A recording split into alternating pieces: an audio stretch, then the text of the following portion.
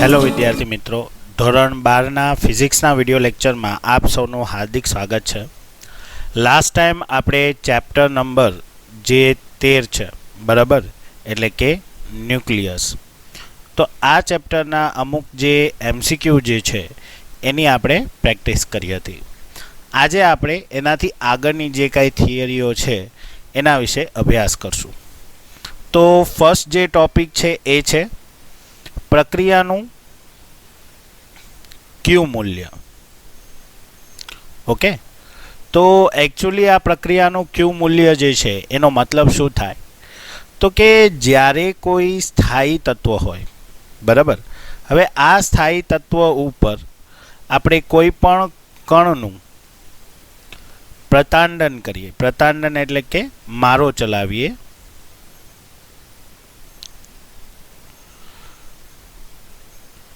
ત્યારે એ કણ જે છે એ જે સ્થાયી તત્વ હશે એની સાથે ભટકાશે અને એનું શું કરશે? વિખંડન કરશે બરાબર. હવે જેવું વિખંડન થશે એટલે જે નિપજ તરીકે આપણને બીજો કોઈ તત્વ મળશે અને સાથે સાથે એની સાથે જે ઉર્જા હશે એ પણ શું થશે? ઉત્સર્જન પામશે. તો આ રીતે જે ઉર્જા ઉત્સર્જન પામે છે એ ઉર્જાના મૂલ્યને શું કહેવાય? ક્યુ મૂલ્ય કહેવાય. ઓકે, ફોર એક્ઝામ્પલ, અગર કોઈ એક સ્થાયી તત્વ એ છે બરાબર, તો આ એ ઉપર અગર હું સ્મોલ એ કણનો મારો ચલાવું અને એમાંથી મને જે નિપજ મળે એને આપણે બી કહીએ, નિપજ તત્વ, અને એમાંથી જે કણો જે છે એ ઉત્સર્જિત થાય એને આપણે સ્મોલ બી કહી દઈએ, તો સાથે સાથે જે ઉર્જા ઉત્સર્જન થશે એને આપણે ક્યુ કહેશું બરાબર. તો જ્યાં એ જે છે એને આપણે શું કહેશું? તો કે ભાઈ ટાર્ગેટ બરાબર, અથવા તો લક્ષ્ય ન્યુક્લિયસ કહેશું. ત્યારબાદ જે સ્મોલ એ છે એને પ્રક્ષિપ્ત કણ બરાબર, જેનો આપણે મારો ચલાવીએ છીએ એ કણને પ્રક્ષિપ્ત કણ કહેશું. જે બી છે એ આપણા માટે શું થશે? તો કે ભાઈ નિપજ ન્યુક્લિયસ થશે બરાબર. અને જે સ્મોલ બી છે એ આપણા માટે શું થશે? તો કે ભાઈ ઉત્સર્જિત કણ થશે. ઓકે, અને જ્યાં ક્યુ જે છે એ આપણા માટે શું કહેવાશે? તો કે ભાઈ પ્રક્રિયાનું ક્યુ મૂલ્ય કહેવાય બરાબર. હવે અગર જો આ ક્યુ મૂલ્યની મારે ઉર્જા શોધવી હોય તો બેઝિકલી જો માની લો કે હું આના માટે જે ઉર્જાની ફોર્મ્યુલા લખું તો શું લખાય? તો કે ભાઈ MAC² plus small MAC² tends to MBC² plus small MBC² plus Q. તો આ જે ક્યુ મૂલ્ય અગર મારે જોતું હોય તો હું શું કરી શકીશ કે જે ક્યુ છે, ક્યુ પ્રક્રિયા અથવા તો ક્યુ પ્રક્રિયા માટેનું મૂલ્ય, તો એના માટે આપણે શું લખી શકીએ? તો કે mass of A plus mass of small A બરાબર, minus mass of capital B minus M small B into C². એટલે જે દળમાં જે કાંઈ ઘટાડો થશે એ એના માટે શું થશે? ઉર્જાનું મૂલ્ય થશે બરાબર. હવે આ જે ક્યુનું મૂલ્ય છે એના ઉપરથી આપણે કહી શકીએ કે જે પ્રક્રિયા છે એ ઉષ્માક્ષેપક છે કે ઉષ્મા શોષક. જો ક્યુનું મૂલ્ય પોઝિટિવ આવે બરાબર છે તો ત્યારે શું થશે કે જે પ્રક્રિયા છે બરાબર એની ગતિ ઉર્જામાં શું થાય? વધારો થાય બરાબર. તો ગતિ ઉર્જામાં વધારો થશે તો એટલા માટે એ જે પ્રક્રિયા હશે એ શું કરશે? ઉર્જાનું ઉત્સર્જન કરશે બરાબર. એટલા માટે શું થશે કે ત્યાં જે પ્રક્રિયા થશે એને આપણે શું કહેશું? ઉષ્મા અથવા તો ઉર્જાક્ષેપક બરાબર. અને જો ક્યુનું મૂલ્ય ઋણ આવે બરાબર તો ત્યારે એની જે ગતિ ઉર્જા હશે એમાં શું જોવા મળશે? ઘટાડો જોવા મળશે. એટલે કે એ ઉર્જાનું શું કરતું હશે? શોષણ કરતું હશે. તો એ જે પ્રોસેસ હશે, એ જે પ્રક્રિયા હશે એ આપણા માટે શું કહેવાશે? ઉર્જા શોષક પ્રક્રિયા કહેવાશે બરાબર. તો આ ખાસ યાદ રાખવું કે જ્યારે ક્યુનું મૂલ્ય પોઝિટિવ આવે તો ઉર્જા ક્ષેપક પ્રક્રિયા, અને જો ક્યુનું મૂલ્ય નેગેટિવ આવે તો એને આપણે શું કહેશું? ઉર્જા શોષક પ્રક્રિયા. બરાબર. આવી એક નાનકડી એવી પ્રક્રિયા જોઈએ. ફોર એક્ઝામ્પલ, જે નાઇટ્રોજન છે, બરાબર, તો એ નાઇટ્રોજન ઉપર અગર આપણે હિલિયમ એટલે કે આલ્ફા જે પાર્ટિકલ છે એનો મારો ચલાવીએ તો શું થશે કે જ્યારે આપણે એના ઉપર આલ્ફા પાર્ટિકલનો મારો ચલાવીએ તો જે છે એ પ્રક્રિયા આ રીતે થશે. બરાબર. તો એનો જ્યારે આપણે મારો ચલાવશું એટલે એમાંથી જે છે એ નાઇટ્રોજનનું ઓક્સિજનમાં શું થશે? રૂપાંતરણ થશે, અને જે આપણને ઉત્સર્જિત કણ તરીકે શું મળશે? તો કે ભાઈ એક જે હાઇડ્રોજન અથવા જે પ્રોટોન છે એ મળશે, અને સાથે સાથે ઉર્જા રિલીઝ થશે. તો જે નાઇટ્રોજન છે એ આપણા માટે શું કહેવાશે? તો કે ભાઈ ટાર્ગેટ કહેવાય. આલ્ફા કણ છે એ પ્રક્ષિપ્ત કણ કહેવાશે. જે ઓક્સિજન છે એ નિપજ ન્યુક્લિયસ છે. પ્રોટોન છે એ ઉત્સર્જિત કણ છે, અને ક્યુ જે છે એ આપણા માટે શું કહેવાશે? પ્રક્રિયાની ઉર્જા કહેવાશે. બરાબર. હંમેશા યાદ રાખજો કે જે ક્યુ ઉર્જા છે, બરાબર છે, અથવા તો ક્યુ પ્રક્રિયાનું જે મૂલ્ય છે એ હંમેશા તમને શું આપશે? તો કે ભાઈ જે દળમાં ઘટાડો થયો છે એ દળનો ઘટાડો જે હશે એનું ઉર્જાના સ્વરૂપે રૂપાંતર હશે. બરાબર. ક્લિયર? અથવા તો જે ગતિ ઉર્જામાં જે વધારો થાય છે અથવા તો ઘટાડો થાય છે તો એ બધું જ જે છે એ શું કહેવાશે? ક્યુ પ્રક્રિયાનું મૂલ્ય કહેવાશે. ઓકે. હવે સાથે સાથે એક જે ફોર્મ્યુલા છે એ ડેરિવેશન જે છે એ આવે છે, પણ આપણે એના માટે અહીંયા ડાયરેક્ટ સૂત્ર જોશું જે તમારે JEE અને નીટ માટે જે છે એ કામ લાગશે. તો એ ફોર્મ્યુલા શું છે?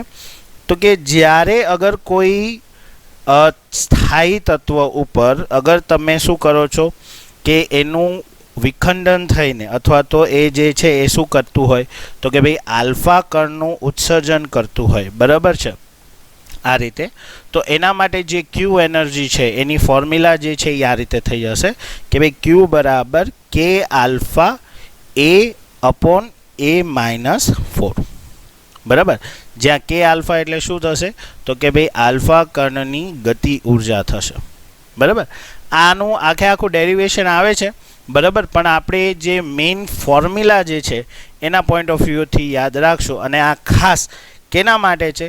તો કે જ્યારે તમારે જે ન્યુક્લિયસ છે, બરાબર, જે ટાર્ગેટ અથવા તો સ્થાયી ન્યુક્લિયસ છે, બરાબર, અસ્થાયી ન્યુક્લિયસ છે, એમાંથી જ્યારે આલ્ફા કણનું ઉત્સર્જન થતું હોય, બરાબર, ત્યારે જે છે એ આ પ્રોસેસ જે છે આના માટે આપણે જે ક્યુ એનર્જી છે એની ફોર્મ્યુલા લઈ શકીએ. આ માત્ર આલ્ફા માટે છે. બરાબર. તો આ જે આખી થિયરી છે એને ક્યુ પ્રક્રિયાનું મૂલ્ય કહેવાય, અને ક્યુ પ્રક્રિયાના મૂલ્ય ઉપરથી આપણે જે પ્રક્રિયા છે એને ઉર્જા ક્ષેપક અથવા તો ઉર્જા શોષક જે છે એની અંદર આપણે શું કરી શકીએ? વર્ગીકૃત કરી શકીએ. ઓકે. ત્યારબાદ જે છે એ તમારે આવે છે જે ન્યુક્લિયર પ્રક્રિયાઓ. બરાબર. તો ન્યુક્લિયર પ્રક્રિયાઓ એટલે શું થાય? તો કે જ્યારે તમે કોઈ તત્વ છે, બરાબર, હવે એ તત્વના ન્યુક્લિયસમાં ફેરફાર કરો. બરાબર. કે જેમ આપણે વાત કરીએ એમ કે કોઈ પણ કણનો આપણે શું કરીએ? મારો ચલાવીએ. બરાબર છે. અને એ મારો એટલે કે પ્રતાંડન કરીને આપણે શું કરીએ? તો જે સ્થાયી તત્વ છે એમાંથી જે નિપજ તત્વ આપણે મેળવીએ છીએ તો ત્યારે એના ન્યુક્લિયસમાં ફેરફાર થાય છે, અને જે એક તત્વ છે એ બીજા તત્વમાં રૂપાંતરણ થાય છે. તો આ જે ન્યુક્લિયસમાં ફેરફાર થવાની પ્રોસેસ છે એને આપણે શું કહેશું? ન્યુક્લિયર પ્રક્રિયાઓ કહેશું. હવે ન્યુક્લિયર પ્રક્રિયાઓમાં ન્યુક્લિયર વિખંડન છે એ પણ પૂછાય છે. બરાબર. હવે આ ન્યુક્લિયર વિખંડન એટલે શું થાય? તો આપણે જેમ વાત કરીએ કે જ્યારે કોઈ ભારે તત્વ જે છે એ બે હલકા તત્વોમાં શું થાય? ફેરવાય. બરાબર. બે હલકા તત્વોમાં એનું વિભાજન થાય ત્યારે એને આપણે શું કહેશું? ન્યુક્લિયર વિખંડન કહેશું. આવી અમુક જે પ્રોસેસ છે એ આપણે જે થિયરી છે એના પોઈન્ટ ઓફ વ્યૂથી જે છે એ પૂછાય છે. તો બેઝિકલી જે છે એ આપણે યુરેનિયમનું વિખંડન છે જે છે એ પૂછાય છે. બરાબર. તો યુરેનિયમના વિખંડનમાં ઘણા બધા જે છે એ પ્રોસેસ છે. આપણે મેઇન 3 પ્રોસેસ જે છે એ યાદ રાખવાની છે, બરાબર. તો એની અંદર જે પહેલી પ્રોસેસ છે એ આ રીતે છે કે યુરેનિયમ 235-92 એના ઉપર ન્યુટ્રોનનો જે છે એ મારો ચલાવવામાં આવે ત્યારે શું થશે કે જે યુરેનિયમ છે એ શું થશે, અસ્થાયી થશે. અને આ અસ્થાયી યુરેનિયમ જે છે એ Ba14456 બરાબર, બેરિલિયમ અથવા તો અને ક્રોમિયમ, બરાબર છે. તો Kr જે છે એ 89 અને 36 જે છે એ એના નિપજ જે છે એ ન્યુક્લિયસ થશે. અને સાથે સાથે એ 3 ન્યુટ્રોનને શું કરે છે, ઉત્સર્જિત કરે છે, બરાબર. અને સાથે સાથે એનર્જી. એવી જ રીતે બીજી પ્રોસેસ છે યુરેનિયમ 235-92 એમાંથી ફરીથી જે છે ન્યુટ્રોનનો મારો ચલાવે છે અને એમાંથી જે યુરેનિયમ છે એ અસ્થાયી થશે, બરાબર. અને એમાંથી જે છે એ Sb બરાબર છે 13351 પ્લસ Nb 9941 જે છે અને 4 ન્યુટ્રોન જે છે એ રિલીઝ થાય છે અને હીટ એનર્જી અથવા તો હીટ જે છે ઉર્જા જે ક્યુ ઉર્જા છે એ રિલીઝ થાય છે. સાથે સાથે જે છે એ યુરેનિયમ 235-92 અને ન્યુટ્રોનનો મારો ચલાવીને આપણે યુરેનિયમને અસ્થાયી કરીને એમાંથી યુરેનિયમ Xe 54 140 અને જે છે એ Sr 38 અને 94 બરાબર છે. અને સાથે સાથે 2 ન્યુટ્રોન જે છે એ મુક્ત થાય છે. તો આ રીતે જે યુરેનિયમનું વિખંડન છે એના માટે આ 3 પ્રક્રિયાઓ ખાસ યાદ રાખવાની છે, બરાબર. હવે એક વસ્તુ ખાસ અહીંયા જે છે એ સમજવાની એ છે કે જે ન્યુટ્રોન અહીંયાથી આપણને મળે છે, બરાબર. તો એ ન્યુટ્રોન જે છે એની પાસે ઉર્જા હશે અને એ ઉર્જા એપ્રોક્સી 2 મેગા ઇલેક્ટ્રિક વોલ્ટ જેટલી હશે, બરાબર. એટલા માટે એને જે છે એ જે ન્યુટ્રોન છે એ ગતિ મતલબ કે એની પાસે શું છે, ઉર્જા છે. એટલા માટે એને થર્મલ ન્યુટ્રોન કહેવાય. શું કહેવાય? થર્મલ ન્યુટ્રોન, બરાબર છે. તો આ થર્મલ ન્યુટ્રોન જે છે એમાંથી રિલીઝ થશે. અને ખાસ યાદ રાખજો કે યુરેનિયમના હરેક વિખંડનમાં જે ક્યુ એનર્જી આપણને મળે છે એ એપ્રોક્સી 200 મેગા ઇલેક્ટ્રિક વોલ્ટ જેટલી હોય, બરાબર છે. આ ડેટા ખાસ યાદ રાખવાનો છે કારણ કે તમારા જે NCERT બુકના જે અમુક દાખલાઓ છે એમાં ડાયરેક્ટલી જે છે એ આ જે વેલ્યુ છે એ ડાયરેક્ટલી લીધેલી છે, બરાબર છે. તો આ એ લોકો આપણને સમજાવતા નથી કે એ મૂલ્ય ક્યાંથી આવે છે, બટ દરેક વિભંજન દરમિયાન અથવા તો દરેક ન્યુક્લિયર વિખંડનની પ્રક્રિયા દરમિયાન એની અંદરથી 200 મેગા ઇલેક્ટ્રિક વોલ્ટ જેટલી ઉર્જા છે શું થતી હશે, મુક્ત થતી હશે. અને સાથે સાથે જે ન્યુટ્રોન્સ જે છે થર્મલ ન્યુટ્રોન્સ જે છે એ પણ મુક્ત થાય.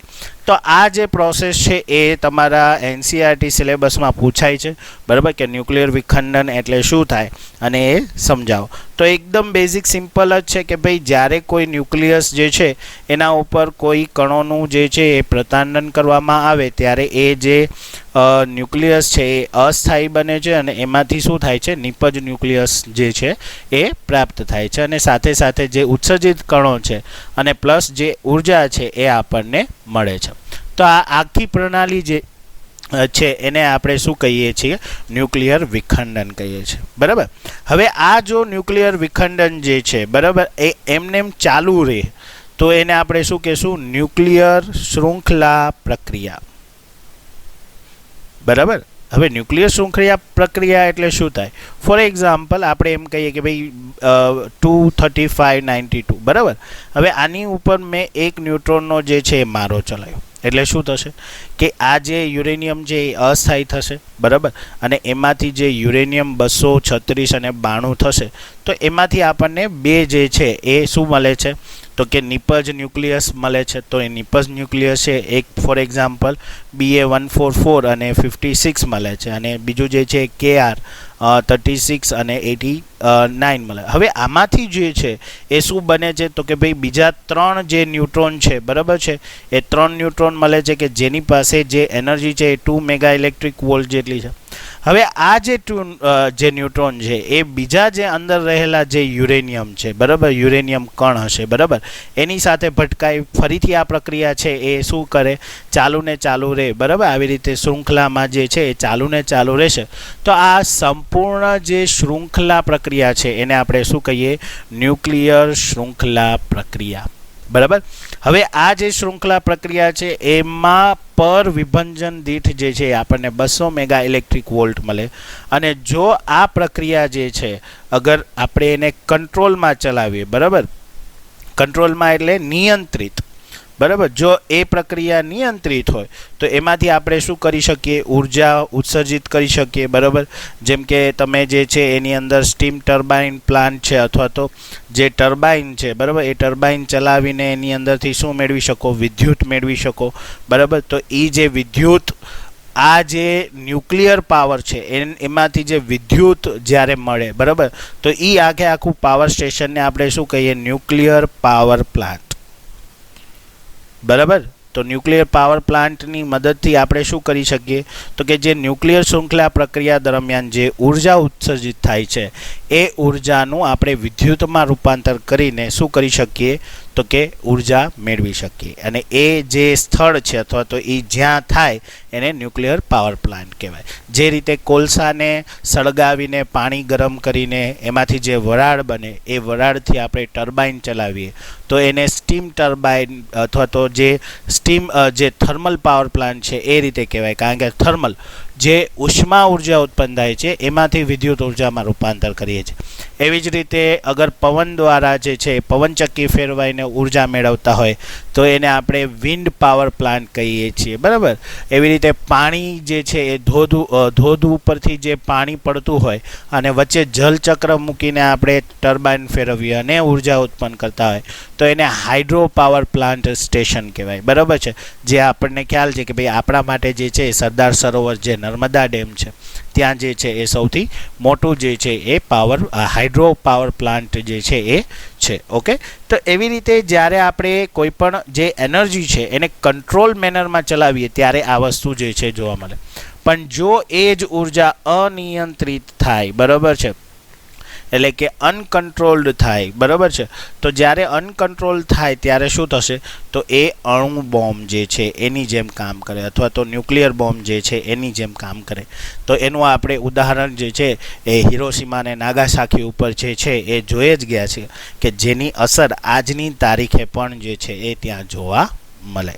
ઓકે, તો આ રીતે જે છે એ ન્યુક્લિયર ક્યુ મૂલ્ય જે છે ન્યુક્લિયર પ્રક્રિયા માટે ક્યુ મૂલ્ય, ત્યારબાદ ન્યુક્લિયર પ્રક્રિયાઓ અને ન્યુક્લિયર વિખંડન એટલે શું એ જે છે એ ટોપિક જે છે એ સૌથી મહત્ત્વના ટોપિક છે અને એક્ઝામ પોઈન્ટ ઓફ વ્યૂ ખૂબ આઈએમપી છે. ખાસ કરીને જે ન્યુક્લિયર વિખંડન છે એ જે છે દાખલાઓમાં પણ પૂછાય છે, એટલે એ ટોપિક જે છે એ ખાસ તૈયાર કરવું. ઓકે, તો આજે અહીંયા સુધી રાખીએ. નેક્સ્ટ વિડીયો લેક્ચરમાં આપણે ન્યુક્લિયર પાવર પ્લાન્ટ જે છે એના વિશે અભ્યાસ કરશું. ઓકે, તો નેક્સ્ટ વિડીયો લેક્ચરમાં મળીએ. આજે અહીંયા સુધી રાખીએ. થેન્ક યુ વિદ્યાર્થી મિત્રો.